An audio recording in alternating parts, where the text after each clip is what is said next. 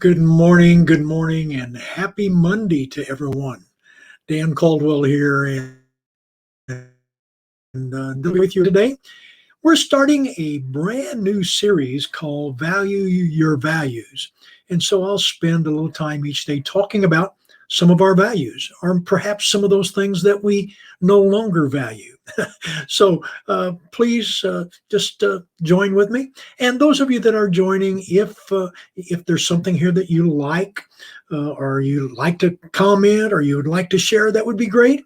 Uh, we feel like there is an issue with the lack of values in our country and our nation. And so we want to address those today if we can for just a few moments.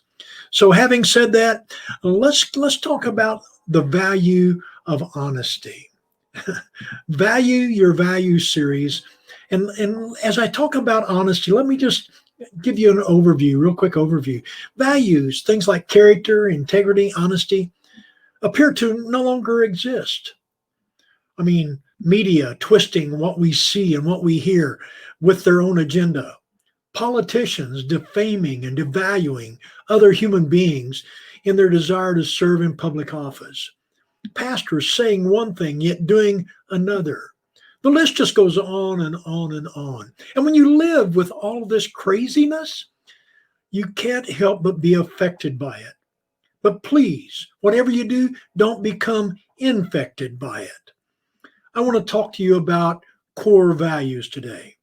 And one of my core values, and everyone's core value, should be honesty. Honesty is integrity, and it's different than integrity. Let me say it that way. Integrity is telling myself the truth, and honesty is to tell the truth to other people.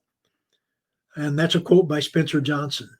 So honesty is not a lie or not lying, but rather honesty is when you speak the truth and act truthfully. Let me say it again. It's not the absence of lying. It is when you're honest, you speak the truth and then you act accordingly. In my personal opinion, honesty is at the very core of a person's character and its foundation to building solid, strong relationships. When we're honest, even to the point of telling ourselves, and then people uh, will understand, and when telling the truth to ourselves, people will know that they can depend on us, won't they? To say and do the right thing at the right time in the right way. Honesty is not only about our words, but also our actions. That sense of fair play, rightness, if you please. Given the choice of being right or righteous, I choose to be righteous. When I was a youngster, I learned this lesson the hard way. My grandfather was a barber, and when he passed away, he left all of his barber's equipment to my father, who actually cut mine and my younger brother's hair. He got the clippers out one day and set everything up. And my mom said, "Hey, I've got to go to the store." So my dad said, "Okay, I'll take you." And he told my brother and I, uh, "We'll just leave you boys at home. We won't be gone long. But whatever you do, don't mess with the barber's tools." Yeah, you've already figured out what the problem was, right? Well, they hadn't been gone long when I decided it would be fun to cut my brother's hair. So you guessed it. I turned on the clippers and began to move toward him. And obviously, he wanted nothing to do with us, so the battle begun. Laughing all the time and trying to catch him, I dropped the clippers and they stopped working. My brother said, you're in trouble. And my response was, "No, I'm not. And you better keep your mouth shut or I'll shut it for you." Threats usually don't work anyway, do they? Well, mom and dad came home and I said nothing and kept throwing in those "I'll kill you" looks at my brother just in case he decided he wanted to tell what was going on. Finally, my dad said, "All right, boys, come on in here and let's get started." He sat me down, put the towel around me, tucked it all in, grabbed the clippers. He turned them on, and nothing happened. Off and on, and still nothing happened.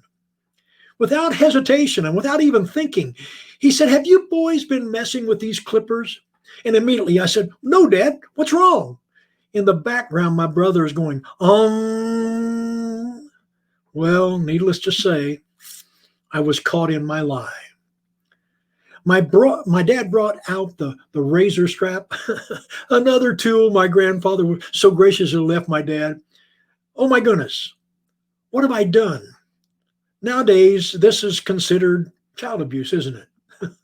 I admit I felt abused at that moment, but it has made a difference in my life and the way I conduct myself after that moment.